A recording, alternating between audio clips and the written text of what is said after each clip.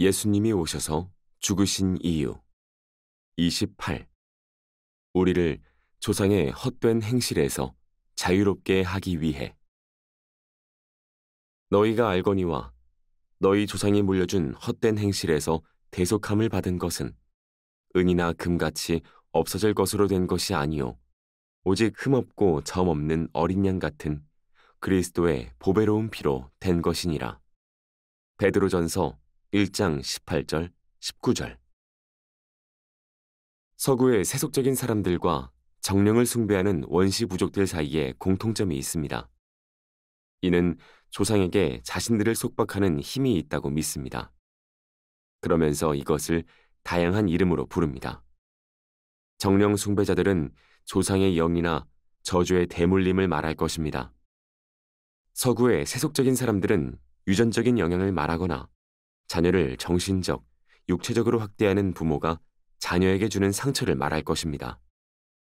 두 경우 모두 우리가 조상에게서 비롯된 저주나 상처를 안고 살아갈 수밖에 없다는 운명론이 있습니다. 그럴 때 미래는 헛되거나 행복이 없어 보입니다. 성경은 우리가 조상이 물려준 헛된 행실에서 대속함을 받았다고 말합니다. 여기서 헛된 행실은 파멸로 끝나는 공허하고 무의미하며 유익할 게 없는 생활 방식을 가리킵니다. 또한 성경은 헛된 행실이 조상과 연결된다고 말하는데 중요한 것은 어떻게 연결되는지가 아니라 우리가 이 헛된 행실의 속박에서 어떻게 해방되는지에 주목하는 것입니다.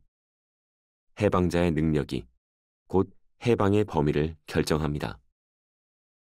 우리가 조상의 속박에서 해방된 것은 은이나 금같이 없어질 것으로 된 것이 아닙니다. 은과 금은 우리의 대속을 위해 지급될 만한 가장 가치 있는 것들을 상징합니다. 그러나 우리는 이것들이 쓸모없음을 압니다. 가장 부유한 사람들이 이런 헛된 것에 가장 강력하게 사로잡히기 마련입니다.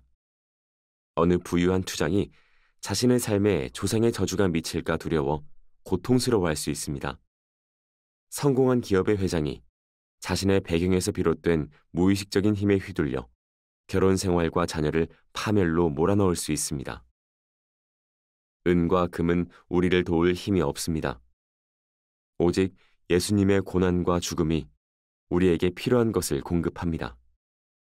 금이나 은이 아닌 흠없고 점 없는 어린 양 같은 그리스도의 보배로운 피를 말입니다. 그리스도께서 죽으실 때 하나님은 우리가 조상에게서 물려받은 헛된 행실로부터 우리를 자유롭게 하셨습니다.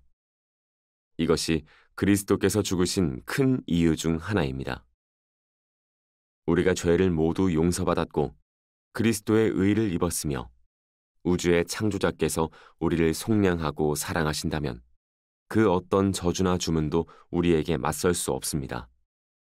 예수님의 고난과 죽음은 성경이 하나님의 백성을 향해 야곱을 해야 할 점술이 없고 이스라엘을 해야 할 복술이 없도다 라고 말하는 최종적인 이유입니다.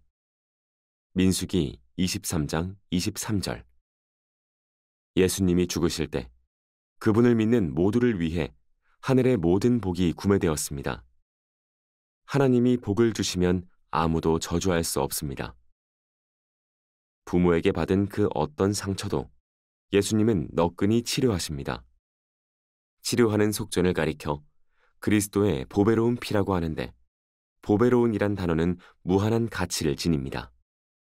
그러므로 이 속전은 우리를 무한히 자유롭게 합니다. 그 어떤 속박도 여기에 맞설 수 없습니다.